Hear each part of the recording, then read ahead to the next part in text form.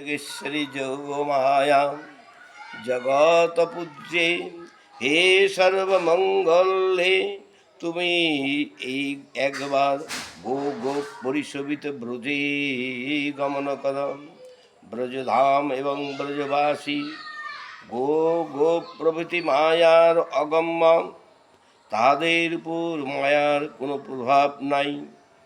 শ্রী ভগবান দেবী ভদ্রে সম্বন্ধন মায়াকে উৎসাহিত করিয়া ব্রজে আগমনের আদেশ দিলেন বলিয়া ব্রজে গমন করিয়া ব্রজবাসীগণের মোহন প্রভৃতি কার্য করিতে সমর্থ হইয়াছিল।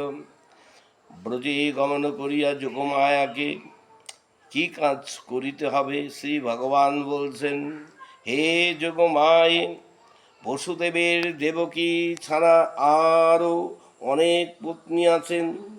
তাহারা সকলেই কংস ভয়ে ভীত হইয়া গুপ্তভাবে নানা স্থানে আত্মীয় গৃহে বাস করিতেছেন।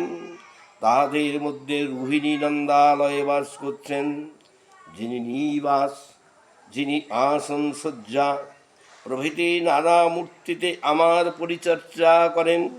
আমার সেই অংশ দ্বিতীয় বিগ্রহ সংকর্ষণ এবার দেবকীর গর্ভে আগমন করিবেন। তুমি তাহাকে দেবকী গর্ভ হইতে আকর্ষণ করিয়া রোহিণীর গর্ভে স্থাপন কর। যদিও সংকর্ষণকে আকর্ষণ করা মায়ার সাধ্যাতীত, তথাপি শ্রী ভগবানের আদেশে কিছুই অসাধ্য নহে বলিয়া মায়া সংকর্ষণকে আকর্ষণ করিয়া রোহিণীর গর্ভে স্থাপন করিয়াছিলেন। জানিতে থাক।